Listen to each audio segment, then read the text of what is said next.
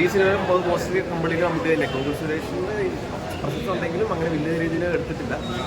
Cinema കൊള്ളാം, music കൊള്ളാം, direction അടിപൊളിയായിട്ടുണ്ട്, എല്ലാം കൊള്ളാം. എസ്പെഷ്യലി ക്ലൈമാക്സ് ആയിരുന്നു കൂടുതൽ ഒരു ഇൻട്രസ്റ്റിംഗ് എലമെന്റ് കൊണ്ട്. നമ്മളൊരു എക്സ്പെക്ടേഷൻ തരുന്നത് സംതിങ് ക്ലൈമാക്സിൽ എന്ന രീതിയിലൊരു നമുക്കൊരു എന്താ പറയുക ആദ്യമായി ഒരു പ്രഡിക്ഷൻ കിട്ടുന്നുണ്ട്. നല്ല മൂവിയാണ്, നമുക്കിടയിലും തകർത്തു.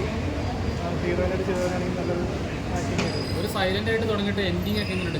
എൻഡിങ് കൺക്ലൂഷൻ വന്നിട്ടുണ്ട്, ക്ലൈമാക്സ് റേഞ്ച് ആയിട്ടുണ്ട് പടം.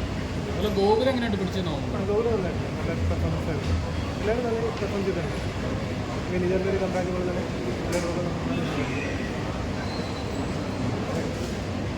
എങ്ങനെ ഫാമിലി ആയിട്ട് വന്ന് കാണാൻ പറ്റും? അതെ, ഫാമിലി ആയിട്ട് വന്ന് കാണാം.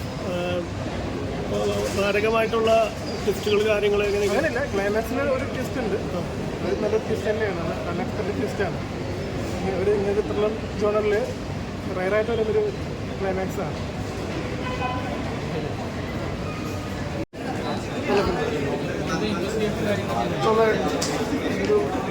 ഒരു വെറൈറ്റി ഉണ്ട് ഈ സാധാരണ കഥ പോലെ വ്യത്യസ്തമായ പ്രമേയത്തിലാണ് സെലക്ഷൻസ് ഓഫ് മൂവീസ് വരുന്നത്. എങ്ങനെയുണ്ട് ചേട്ടാ? ഒരു മമ്മൂട്ടി എന്നും വെറൈറ്റി ചെയ്യുന്നുള്ളൂ, ഒരു വെറൈറ്റി ഉണ്ടായിരുന്നു. വെറൈറ്റിയാണ്, വൺ ടൈം വാച്ചബിൾ. എങ്ങനെയുണ്ട് ചേട്ടൻ? എങ്ങനെയുണ്ട് എക്സ്പീരിയൻസ്? ചേട്ടാ എങ്ങനെയുണ്ട് എക്സ്പീരിയൻസ്? മമ്മൂക്ക ജീവി നല്ല രീതിയിൽ ചെയ്തിട്ടുണ്ടോ?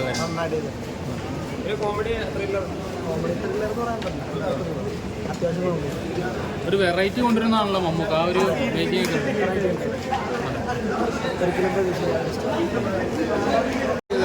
പിന്നെ മറ്റേ അതിൻ്റെയൊക്കെ ഒരു സംഭവം പുള്ളി ഡാൻസിൽ മറ്റേ പാട്ടിൽ 2 സ്റ്റെപ്പ് ഉണ്ട്, അത് കാണാൻ തന്നെ മെയിനായിട്ട് വന്നത്.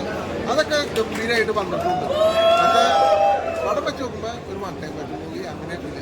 കാരണം ഞാൻ പറഞ്ഞു ലാഗ് ചെറുതായിട്ടുണ്ട് തോന്നുന്നു. ഇതിൻ്റെ കഥയും കാര്യങ്ങളൊക്കെ ആ ഒരു തരത്തിലുള്ള ഒരു കഥയും കാര്യങ്ങളായിട്ട് അതായത് ക്ലൈമാക്സിന് വേണ്ടി എടുത്ത് പടം എന്ന് വേണ്ടി പറയുന്നത്.